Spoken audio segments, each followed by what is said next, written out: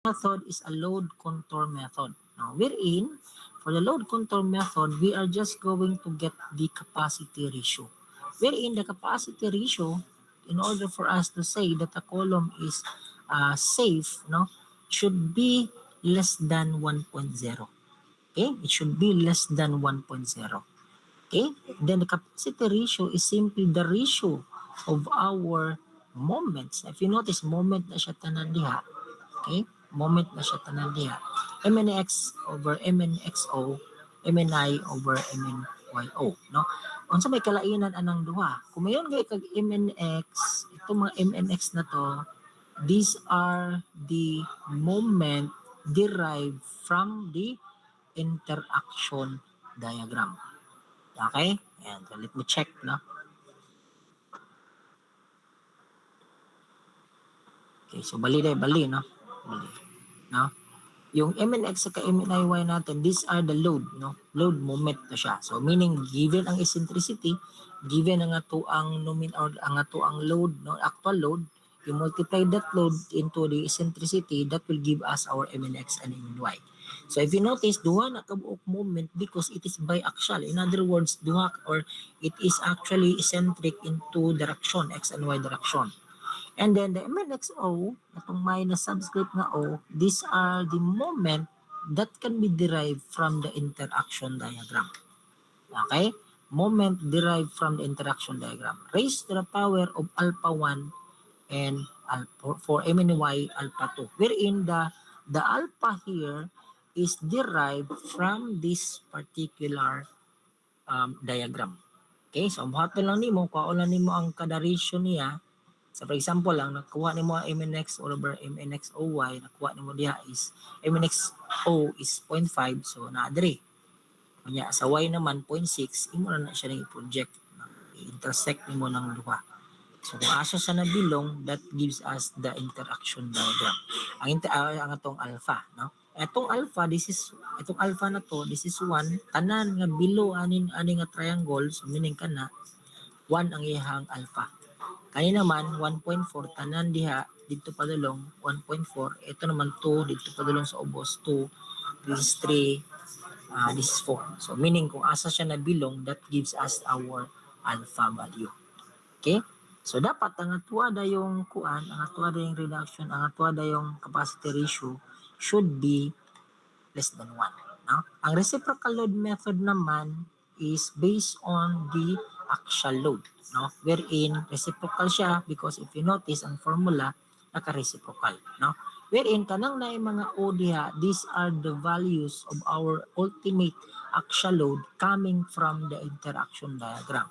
Yung PO naman natin, ito yung load nga gikan sa tuang code, no? Katong na ay 0.8, diba? 0.8 or 0.85, no? Kung spiral siya, niya FC prime AG minus ES plus ES times FY. Okay? Ayan. Okay, so let's have an example, no? So a 350 by 500 mm is reinforced with 8 ka 20 mm bars arranged around the column perimeter. A factored load PU of 980 kN is to be applied with the eccentricities EX 87.5. So if you notice here, mo na yung ito ang EX, no? So pabali lang siya, no? EX niya is going up, no? And EY of 100. Okay? So ito. Alright? So using FC prime 21 megapascal and EY of 480, check the adequacy of the column using reciprocal load method and load contour method. Okay? So meaning na after duha ka eccentricity, so we are going to relate this along X and along Y direction. So first, we solve for the P sub O. No? If we are going to use load contour or reciprocal method, we need to solve for the P sub O, which is given siya. Ito yung formula sa ating P sub O. This is tied column, that is Y 0.8 ni siya. Mahimo na siyang 0.85 yung spiral, atong column.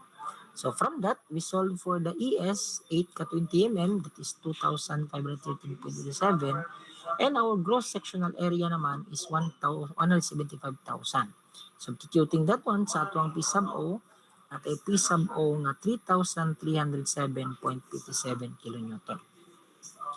Now, in order for us to choose for the correct interaction diagram, we need to solve first this one. Kay kaning nasa taas kani, imo ra man na siyang tan-awon dito kung siya given nga FC prime or Fy. So you can relate that one easily. But itong lambda na to, lain-lain mo lambda, lain siya na siya interaction diagram. Even though ang iyang figure is the same, pero naay mga values or naay mga interaction diagram nga lahi ang iyang lambda. So that is why we need to solve for the lambda. So in this case, ang lambda na to is simply core divided by total dimension. If you're trying to use the x direct or x nga centricity, ito 7.5. Ayan, e sub x. Ang iyang ipares na to ana is 350. So ang core na to karon 350 minus itong distance na to, which is in this case given siya 70. So 350 minus 2 ka 70 ang nabilin 210. So mao na atong i-divide si 210, i-divide na to sa gross dimension na atay lambda nga 0.6. So in this case pwede na to gamiton kani. Now, what if dili mao ang lambda? In that case, you need to find another interaction diagram which has a lambda corresponding to the actual lambda that we derive. Okay? Yan. So, same procedure. We define the ratio E over H. So, that is 0.85. 87.5. The centricity dimension is 350. And our still ratio is 0.0144. So, ito yun. No? So, E over H, 0.85, still ratio 0.0144, naadetay Tn nga 0.6. Ayan. Therefore, we will have Pny of 2,205 kN. No? Along the x-axis naman, same procedure. Okay, you get the lambda. So, in this case, the core is 300 because this dimension is 100. 500 minus 2 ka 100, 300 divided by 500 natay lambda nga 0.6. So same procedure, eccentricity 100, H 500.2, still ratio is 0.0144. So project ka dito, this is approximately equal to 0.06. Supposedly this is 0.062, no, kay 1 2 3 4 5, so dapat ano na siya 2.626466 ano 0.8 man din siya, no? So, tag ano din eh, no? Tag 0.5, no? This 0.5 kay 0.65, 0.7, 0.75, 0.8. So, about 1, 2, 3, 4, 5. So, 5 up, tag 4 din siya, no? Tag 4 kay 0.6 to 0.8. 0.2 man na yahang difference niya. Upat man na siya kabuk ka gintang. 1, 2, 3, 4, 5. So, 0.2 divide 5, tag 0.04 de ining kadaguhit. So, 0.04, 0.08, 0.12, 0.16, and 0.2. Ayan. So, manang kana siya, that is 0.64. Okay? So, mo ni siya nga value. So, in that case, natay PNX nga 2352. Ato rin na siyang i-substitute di ani, na wherein if you notice na atay gidugang diha nga reduction factor. So tied man ni siya, so 0.75. Alright? So from that naatay PN nga 1735.063. Wherein in this case ang atuang column is only carrying a factored load nga 980, di ba? 980 yang gi-carry. Unya kung ato ning i-multiply og 0.75 ni atong PN, this is more than the 980. So pila man siya kumbaga. Asa man to kung kalkyo. Ayan. 1735.063 times 0.75 na reduction factor, that will be equivalent to PU of 1301.297. Therefore, the column is still safe, no? Using the load contour load method, no? Okay?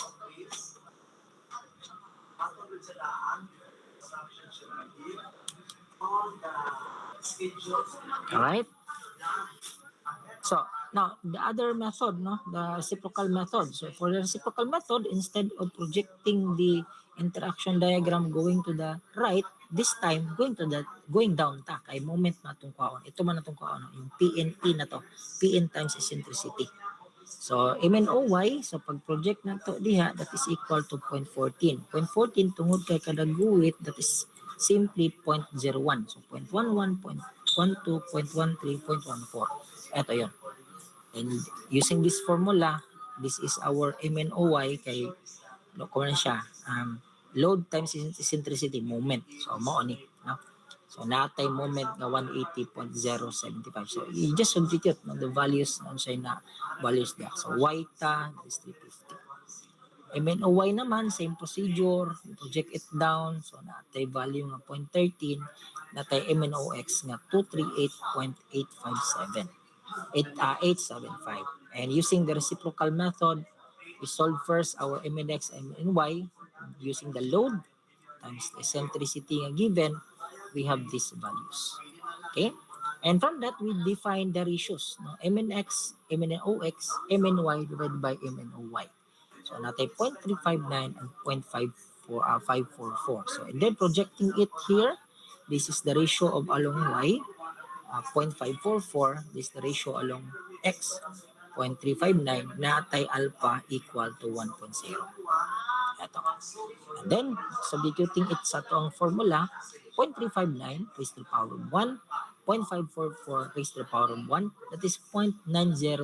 This is less than 1.0. Diba? Ang atong capacity ratio is 1.0. We can say that it is safe if the capacity ratio is less than 1.0. So therefore, this column is actually safe. Alright? Okay, so there are some problems, no? In relation to this topic, you may use this link, no? Nana dito sa ato ang Google Classroom. You may open it, no? For some more or example problems. Okay, so any other questions, clarification? Do you, nagits na ba ning itong problem diri? Medyo sayon na siya actually, no? Kay daan na magka-interaction diagram, no? So what they're going to do is I will provide the interaction diagram, but you need to print this particular figure for the solution for your alpha, no? Ani, dala mo ani next time, no?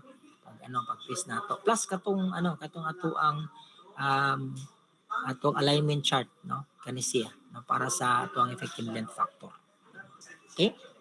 Okay, for our quiz, short quiz lang siguro ta, dili na sa nato tiwason, no? Mag-focus lang ta sa short column lang sa siguro plus a little bit of eccentric, no? Uni-action lang sa dili sa tamag by action.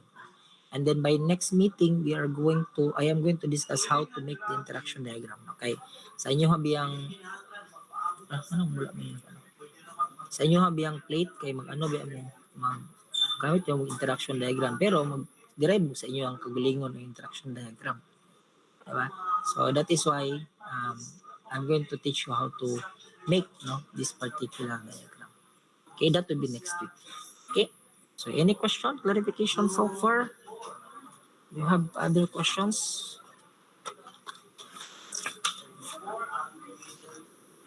No? Are you still there?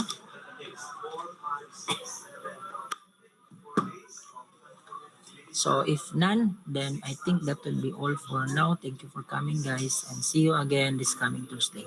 Class is dismissed. Ben, thank you, sir.